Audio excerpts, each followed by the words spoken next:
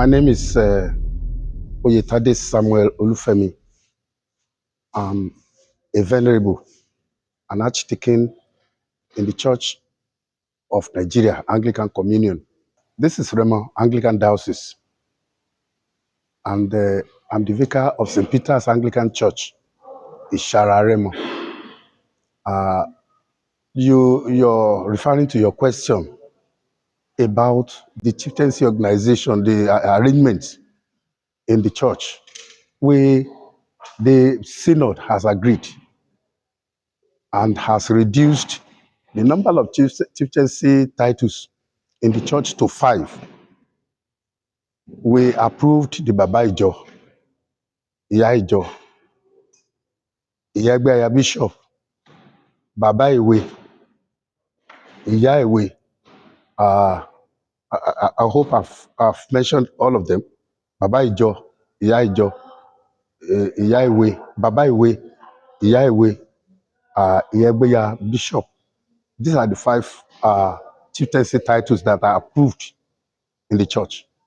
Meanwhile, we appoint them for effective administration, especially to coordinate the members, and it helps us to make sure that the church administration is smooth, and that is why we appoint them. Baba Ijo, we call him Baba, so there is age limit to anyone who wants to do that. At least Baba Ijo must be above 60. We are saying Baba. Iya Ijo must be above 60. So that the congregation will see them as Baba. They will see them as Iya Ijo. This person is our Baba Ijo. This person is Iya Ijo. And the Baba Ijo who has integrity and who stands well will be able to command the respect. And when he needs an assistance for the church, people will be able to listen to him. And that is the essence of choosing them. When you need their attention, they are chosen so that they can assist the church. Like the Baba Ijo we have chosen. Well, we really bless God for this person because I believe the Lord himself has chosen him for us. We have been seeing him in the church. He has been coming. When he's at home, he will come to church. But when we were looking for one, we never thought of him. We were thinking of his brother, his senior brother. And the senior brother, when we contacted him, said, but I am of age. I'm very old. Baba is over 80. And he's still agile, but the old people, they don't want to assume that kind of responsibility. And himself suggested his younger brother. And when we came back, we ruminated over it. We prayed about it. We decided to contact him. And to the glory of God, he accepted. And I want to tell you that since he accepted to be the Baba Ijo of this church, we have never regretted it. In fact, you will see that his presence has brought a lot of development into this church. Look at our preparation for synod.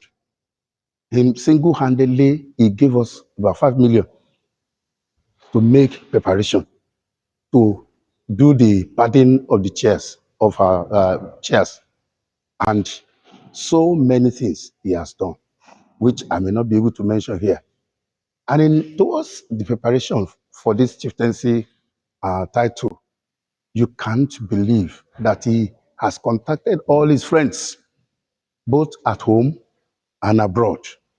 Some of these friends have sent a lot of money into our church cover. They have really blessed us with a lot of money. And this money, he will not collect it. He said he has raised this money for the development of the church. At the first time I saw the man, Baba Iwe, Mr. Benson Lawa. The first time I saw him in the church, he was working at Abuja, but he was coming home in preparation for his retirement that time. And when I was thinking about it, what the Lord told me was that I should be patient with this man, that the Lord is going to use him in this church. When people were arguing, they said, we want to bring him to the something. He will be our auditor. He will be this, he will be that. I said, no, please, let's give him some time. And when I was convinced of what the Lord wants me to do, I brought him into the PCC. The PCC is a parish council meeting. He became my representative at the PCC. And the second year, he was properly elected into the PCC. And since the time he came, he has contributed immensely to the development of this church. And thank God for these two people. They are selfless people. They don't think of themselves alone. They use all their contacts. And this man, being the ICDA chairman, what he has been doing in the community to make people focus on the community is the same thing he has been doing in making sure that this church develops. It was later I made him the chairman of the harvest committee, and each harvest has always brought smiles to our faces. So I think it was the Lord Himself that has chosen these two people. And in the church, we don't just go ahead and do election for people. No, we choose a committee. A committee sits on it. We look around to know whether we have people of credible, those who are credible, those who